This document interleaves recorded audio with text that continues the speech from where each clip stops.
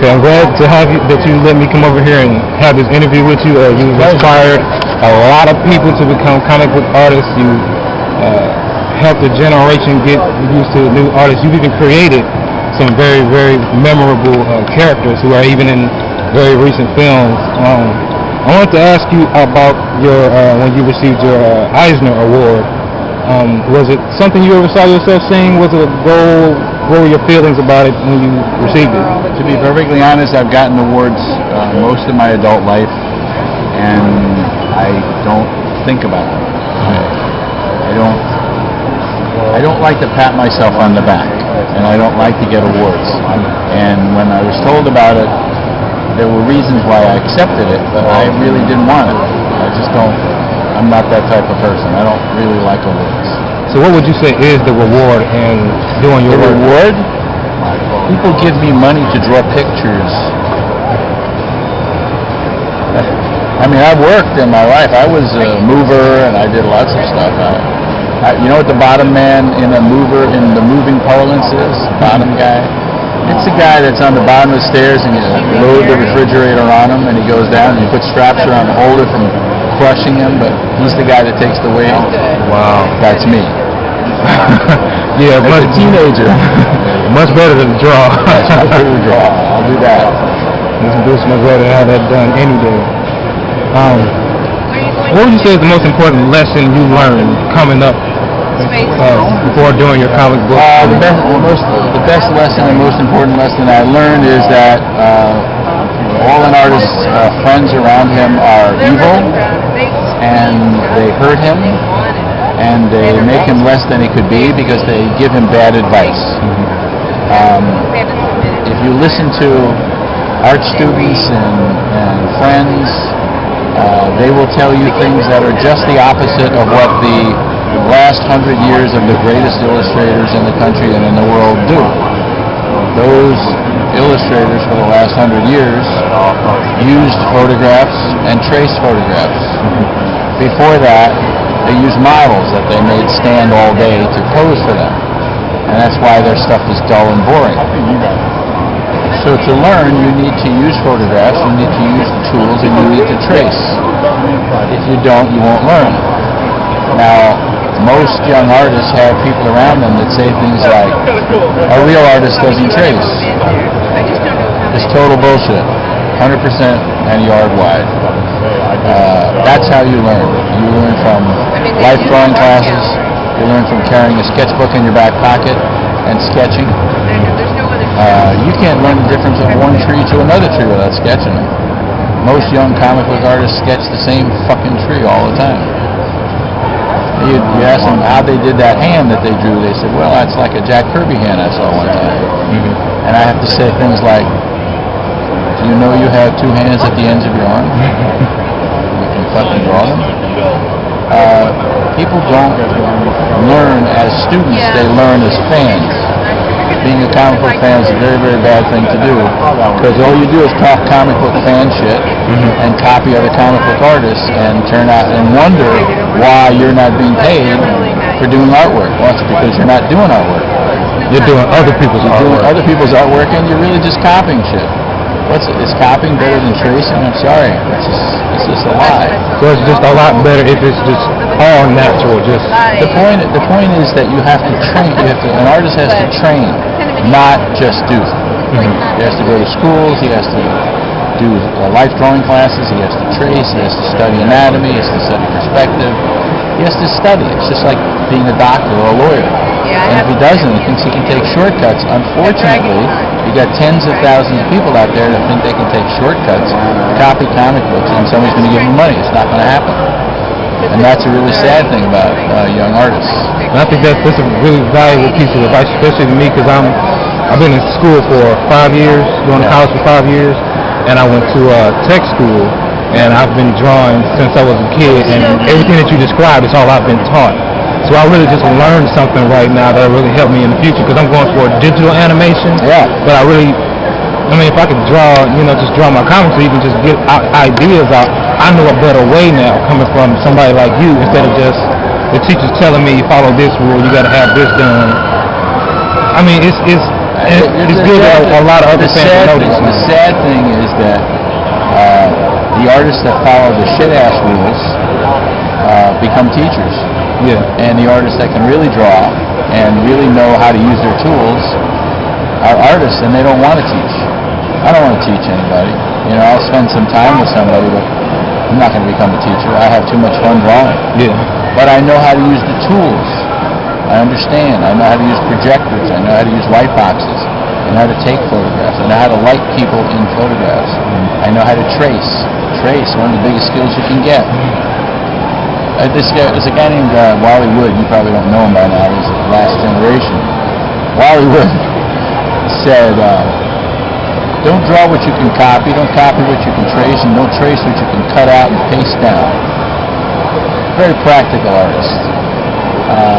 Art should be common sense, it should be training, and it should be all those things.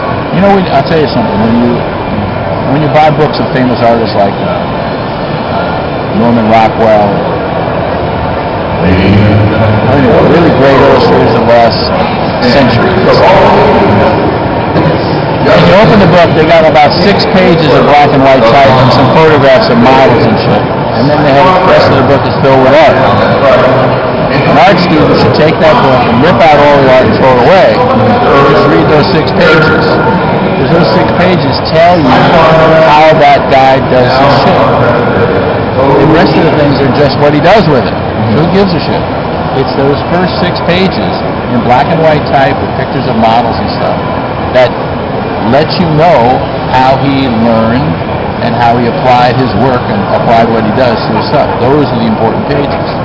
And most artists don't do. Young artists go, oh, they flip through their beautiful artwork and go, oh, I'd love to be able to do that.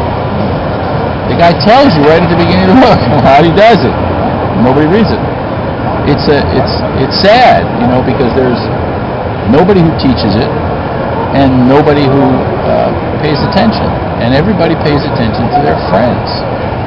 You know, your mother tells you, oh, you're wonderful, you're marvelous, and you know that's bullshit. It's just your mother, right?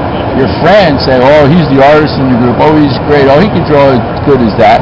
You know you can't draw as good as that. It's bullshit, okay? And then they come at you with rules. I've heard this 1,000 times, real artist doesn't trace. I have people stand in front of me, and I say, do you ever trace photographs? No, I don't do that. And I say, is this your friend? He says, yeah. I say, what do you think? Do you think artists should trace photographs? I said, no, I don't think so. Do you know how to draw? No. The hell are you giving out advice? Right. There's this poor guy who sits and talks with you and has a cup of coffee, and you guys have discussions, and your lousy opinion influences him because it makes him feel ashamed. Oh, I don't want to trace because my friends, whether they're art students or just friends, make up these rules that no good artist has ever followed. This is bullshit. I agree. So they hurt themselves tremendously. What was it that helped you to create Man Bat and Ra's al Ghul? Especially Ra's, who has just blown up in popularity because of Nolan's films. And I mean, he was pretty big when the animated series came out in the 90s. And I mean, what we decided was, when I started to do Batman, we did, Denny O'Neil wrote a non-Batman-like stories.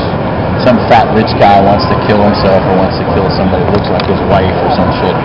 And 2 old people are, you know, they're sniffing posies and they live forever or whatever the hell it is. Not typical Batman stories. So we decided, we'll do a Joker story. And that was pretty cool. We did a Two-Face story. So I had a conversation with Julie Schwartz, my editor, and I pointed out that the old Batman stories really just take off of Dick Tracy stories, where Dick Tracy had characters called Sponge Face and shit like that. I said, you know what Batman needs? He needs a Moriarty, like Sherlock Holmes has this evil villain that, you know, they are equal in intelligence except Moriarty is evil, and that's what Batman needs. He needs somebody that maybe he's not even smarter than, who's like a genius, and that he has to pit himself against somebody like that. So Julie Schwartz made up the name Ra's al Ghul, or found it somewhere, and he gave it to me. Okay, we'll do this character called Ra's al Ghul. said, what does he look like? He says, it's a guy. I said, will he have any idea in mind? He said, well, it's just an evil genius. So I thought, I get it. He has no idea, and we don't want to make him a joker or some really stupid clown. How do I create a human being that looks so unique that you have a picture of it in your mind, and you can have guys put on makeup, and they never quite get there, but that you all know where they're going, right? So I thought, wow, that's pretty hard. So I sat down and I started to design Ra's al Ghul, and I realized, first of all, to show intelligence, high forehead. A lot of guys walk around with a high forehead and they're always ashamed of it. A high forehead shows you're intelligent. So a high forehead, you gotta have a high forehead. Receding hairline, but he's not that old. What if I take his eyebrows off and just give him a thick brow, but make him like a Cro-Magnon? And it's a thick brow, but he's intelligent. I kind of like that. And then trim his face down. So it took me, I don't know, I would say about 2 hours. But at the end of it, I had a Ra's al Ghul that I could really feel good about, that you could see him coming, and he'd not be a clown. So that was how he was created. Worked out pretty good, didn't it? It did work out pretty good. He has a very, very good following. Yes. And on his list of, I guess, will be Batman's more of logical villains, which is a very short list. That's right. Ra's is a very competitive guy, and it's his. And you can't even tell if he's evil. Right. You know? I mean, he's wealthy, but he's a gentleman. I think the gentleman aspect is what really makes the challenge, because, I mean, Batman can be upset, but he really can't beat Batman against a guy like that. He is like Batman. He is Moriarty to Sherlock Holmes. Right.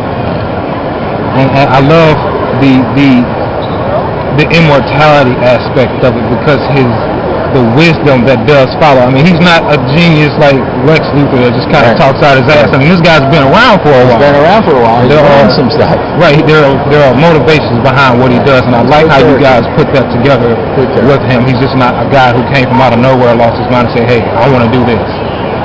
And it's just fantastic. Your current projects, are there any that anybody should be looking out for? I know that last year, if they don't read Batman Odyssey, they're making a big mistake. There's been a lot of controversy on the internet about Batman Odyssey, and I never answered it because everybody said, don't answer those people. That was a big mistake. I should, because I'm really good at answering. And I didn't. And a lot of people, and also they fucked up the schedule at DC Comics. And so a lot of people haven't read the end of the story. And people even now, except for a very small number of people, don't realize that it's not a series of stories. It's one story, like a novel, and maybe the first novelized comic book story. And so the mistake is that people are now the only way people get to read is that this guy tells this guy and this guy tells this guy, and they go, oh, fuck, what's going on? They don't realize that they missed the whole bit. Now I'm going to shock you with it, because I'm going to show you the ending. I'm not going to show you the whole ending. I'm just going to show you a little piece of the ending, and you will be shocked. Okay? So somebody says, I'm going to shock you, and it's going to open a comic book, and you're going to go, well, it's not going to shock me by opening a comic book. It's just going to be one of those, oh, it's cool, right? But it's not going to shock me. Not really. You know, I go away going, that wasn't really a shock, right? So if I say that, the bar has now gotten higher, right? Right. I have Ra's al Ghul. I need a Batman. What do you think about you don't have up there? Next time around. Now, I'm telling you ahead of time, I'm going to shock you. Oh, you can't look. I'm going to shock you. I'm going to get a joy out of it myself.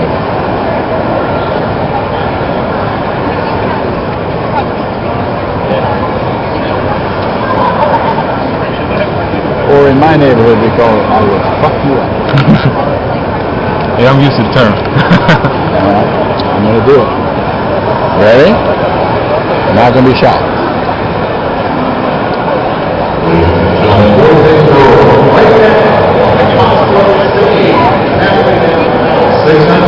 Never in a million years. Never in a million right there. years. Feel it. It's solid. That is insane. That's right. And you let this go by and you didn't read it. I fucked you up? Severely. Okay, now I'm going to do something special that I don't normally do. I'm going to let you read, actually read, you can turn off the mic. I'm going to let you read till the end of the story. There's only a few pages.